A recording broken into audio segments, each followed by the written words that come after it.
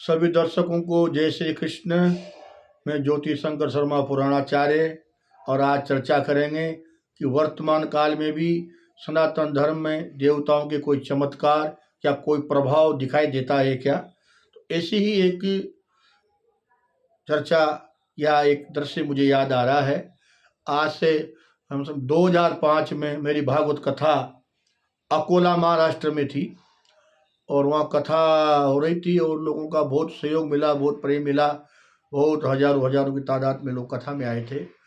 तब लोगों ने कहा, महाराज जी यहाँ से पास में एक महादेव का मंदिर है, वहाँ दर्शन के लिए चलो। उनका नाम है राजेश्वर महादेव। हम भी वहाँ दर्शन के लिए गए। तो मैंने जब बारीकी दर्शन किया तो देखा कि शिवलिंग में एक दरार पड़ी हुई है। इनकी शिवलिंग जैसे कोई दो भागों में होकर के वापस जुड़ गया हो, ऐसा वहाँ उसमें प्रतीत होता है।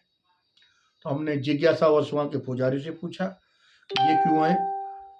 तो वहाँ के पुजारी ने कहा कि यहाँ का जो राजा है उसकी पत्नी रात के 12 बजे महादेव की पूजा करने आती थी, लेकिन राजा को शंका हो गई कि रात के 12 बजे कहाँ जा रही है।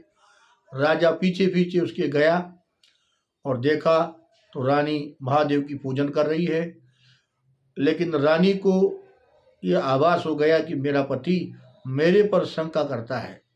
इसलिए उसने महादेव से प्रार्थना की कि जिसका पति अपनी पत्नी पर शंका करता हो, उसका उस पर विश्वास न हो, ऐसे संसार में मुझे नहीं रहना है, और आप मुझे आपके अंदर समाविष्ट कर लीजिए।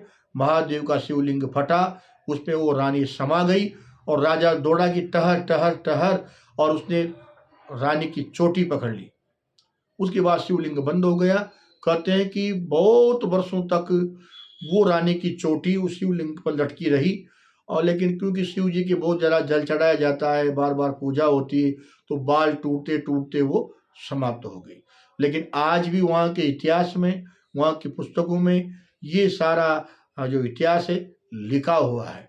तो ऐसा चमत्कार केवल सनातन धर्म में ही या भगवान शिव या देवताओं में हो सकता है, अन्य में नहीं हो सकता, चाहे वो कितने ही पंथ मार्ग बना ले।